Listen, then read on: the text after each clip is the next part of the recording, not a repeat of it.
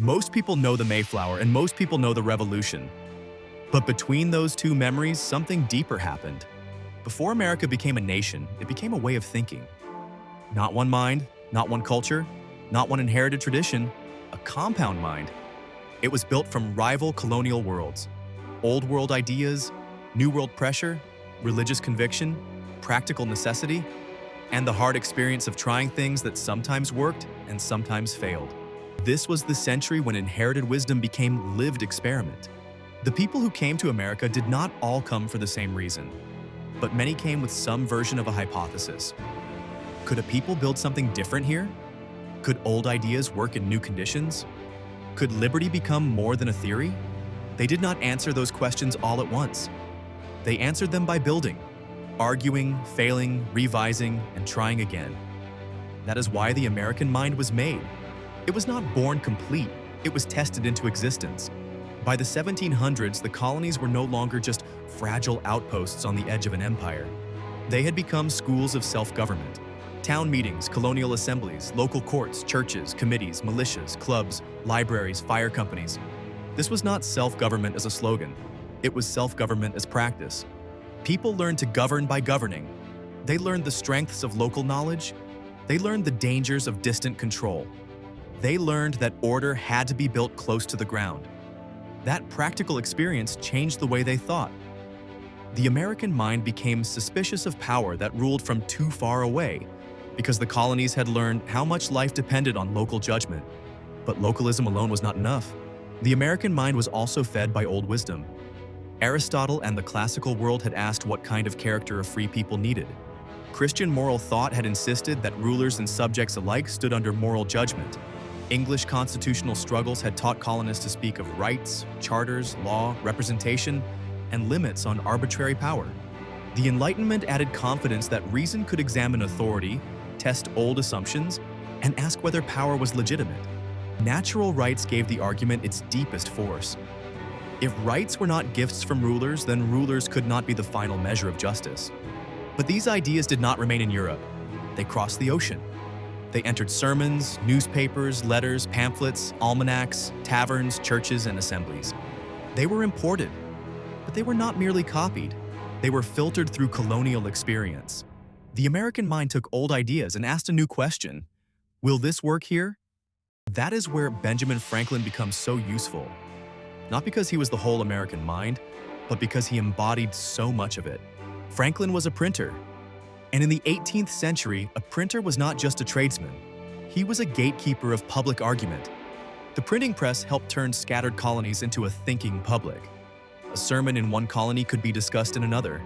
A pamphlet could challenge an official. An essay could teach ordinary readers to think politically. This mattered because command was no longer the only way ideas moved. Persuasion was becoming power. America was becoming a society of argument. Not always noble argument, not always wise argument, but public argument. Argument that could move across distance, enter households, and challenge authority. That is one reason Franklin matters. He did not only spread ideas, he organized people around them. Clubs, libraries, fire companies, civic projects, associations built from below. This became one of the habits of the American mind. Do not wait for distant authority to solve every problem. Associate, organize, improve. Franklin's world was experimental in the literal sense. He tested, observed, adjusted, improved. That practical instinct mattered. The American mind was not only theoretical, it was improvement-minded. It asked not only what is true, but also what can be built from this. That made the American mind different from a purely philosophical mind. It turned ideals into habits, and habits into institutions. The American mind was a compound mind. From the Puritans, it inherited moral seriousness, literacy, covenant, public duty, and the belief that a people must be formed, not merely freed. But it also learned from Puritan failure. Moral certainty without restraint could become coercion. From the Cavaliers, it inherited honor, local leadership, property, county government, and a fierce language of rights. But it also learned the limits of a liberty too closely tied to rank. From the Quakers, it inherited conscience, restraint, pluralism, peaceable order, and the idea that belief could not be forced. But it also learned that a society built on restraint could become fragile when pressure and conflict grew. From the Dutch, it inherited commerce, urban cooperation, practical tolerance, contracts, and the ability to live with difference through exchange.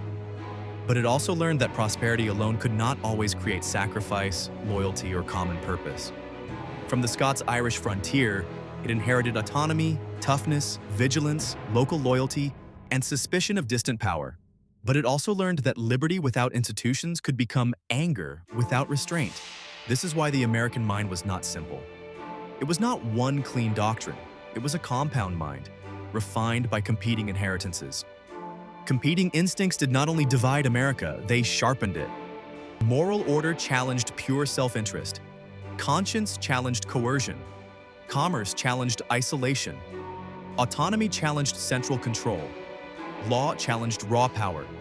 The American mind grew in the friction between them. Religion played a major role in this formation, but not only through institutions. The Great Awakening showed that ideas could move through ordinary people with enormous force. George Whitefield's preaching crossed colonial boundaries. It stirred conscience. It bypassed old gatekeepers. It made public persuasion feel electric. That mattered politically, even when the message was religious. A people trained to listen, compare, judge, and respond would not remain passive forever. Sermons, pamphlets, newspapers, and almanacs formed a kind of colonial nervous system. This did not create unity, but it created communication, and communication made broader cooperation possible. John Peter Zenger's world showed another piece of the mind being made, the belief that authority could be criticized in public. That did not mean speech was free in the modern sense, but it did mean public argument was becoming harder to suppress. James Otis represented another turn. The legal mind of the colonies was beginning to connect inherited rights with the resistance to arbitrary power. General searches, distant commands, power without consent. These were no longer just inconveniences. They were becoming violations of principle.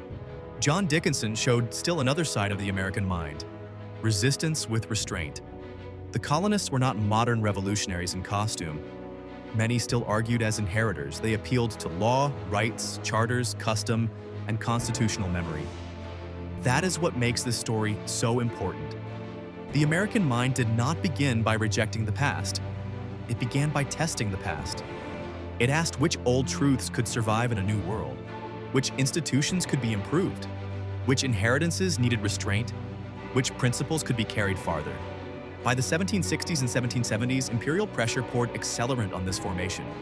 Ideas that had been discussed for decades suddenly became urgent. Rights were no longer abstract. Representation was no longer academic. Consent was no longer a distant principle. The colonies had practiced enough self-government to know they were not helpless. They had argued enough to know they could persuade, associated enough to know they could organize, governed enough to know they could act. That confidence did not come from fantasy, it came from trial. For decades, they had been testing the habits of liberty. They learned that liberty needed virtue, but virtue needed restraint. They learned that property could support independence, but property could also harden into hierarchy. They learned that conscience could protect the soul, but conscience needed civic order to survive conflict. They learned that trade could make difference livable, but exchange alone could not answer every question of loyalty, sacrifice, or justice. They learned that autonomy could defend freedom, but autonomy without institutions could become unstable. This was the compound mind. It did not erase disagreement. It turned disagreement into a source of refinement. It did not invent liberty from nothing. It gathered old truths, tested them in new conditions, and discovered that some could be carried farther than anyone had dared.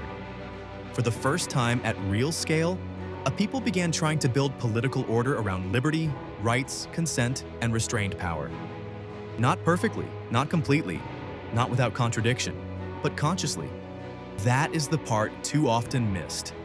America was not simply born in a battlefield. It was formed in print shops, churches, assemblies, farms, courts, clubs, markets, and frontier settlements. It was formed by people who inherited ideas, tested them, argued over them, and slowly became capable of acting on them. Before America could declare independence, it had to learn how to think like a people capable of self-government. That was the making of the American mind. A compound mind, built from inheritance, refined by experience, and tested by liberty. For the fight for liberty never ends. It only changes hands.